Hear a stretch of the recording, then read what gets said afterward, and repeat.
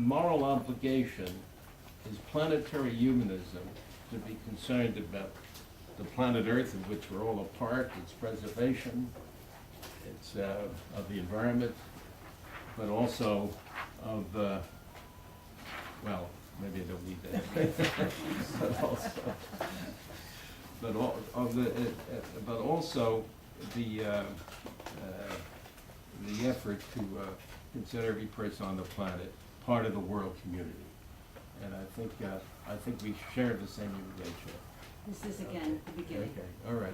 I think that'll conclude my remarks. I'm very hurried here because, and I thought I'd just give you some taste of what planetary humanism is. So thank you very much.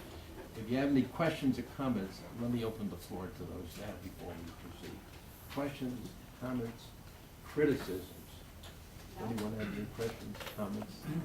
Yes, please. Thank you for your lecture.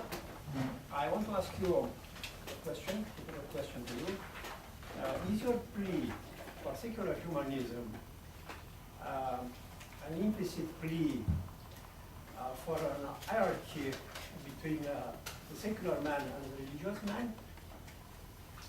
In other words, is secular man superior, a superior being to religious man? To what kind of man? Religious. To Oh, well, religious. depends on what you mean by religion, of course.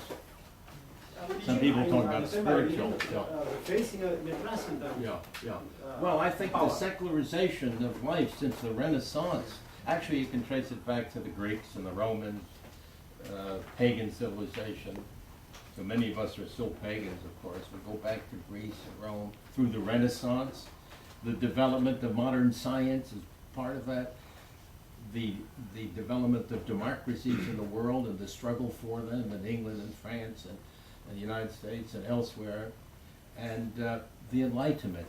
Yes, we argue that we need a new Enlightenment today, a new Enlightenment beyond the French Enlightenment and beyond Condorcet. And the new Enlightenment is global and planetary. It's not limited to North America or Europe. And the new Enlightenment wants to first focus on cognitive, critical thinking and appreciation for the scientific outlook and of our role in nature, and then interested in moral reconstruction in the light of this enlightenment.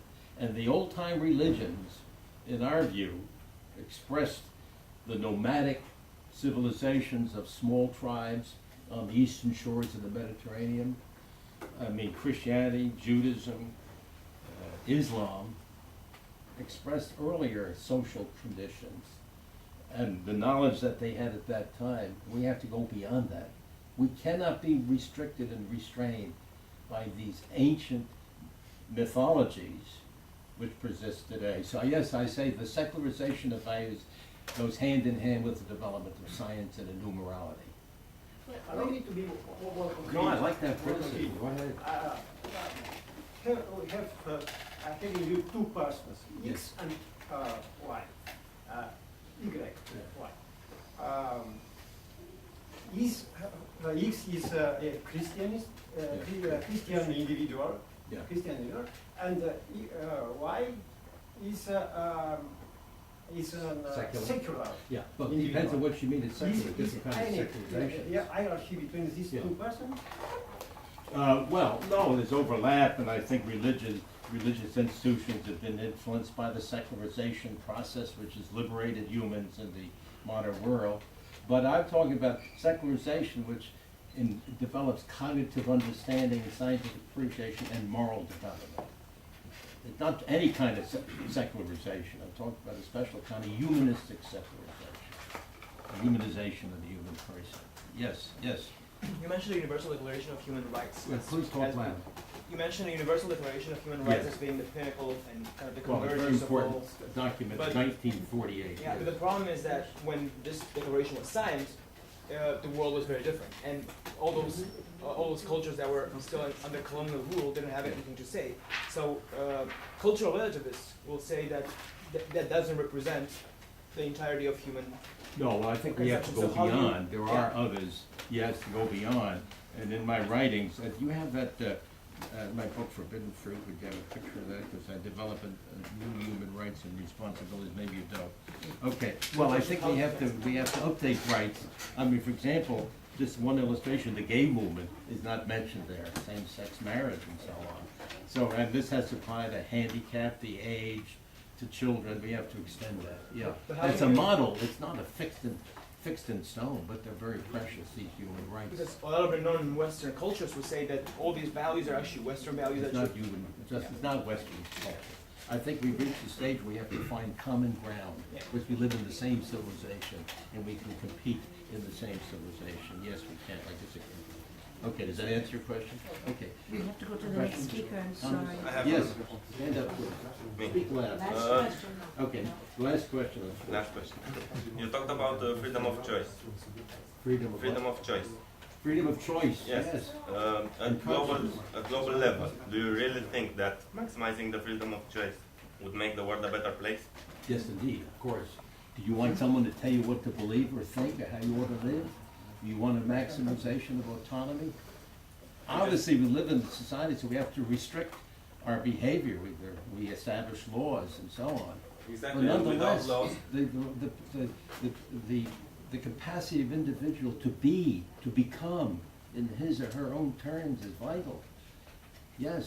Are you opposed to freedom of choice? I think the correct Yes, expression would be freedom of choice within the law, because you can't. Well, obviously, I mean, we live in a social system and we have to modify. We can't run outside naked screaming at the top of our lungs. There's certain limitations on conduct, but consonant, should have the right to do whatever we want, so long as we don't harm others.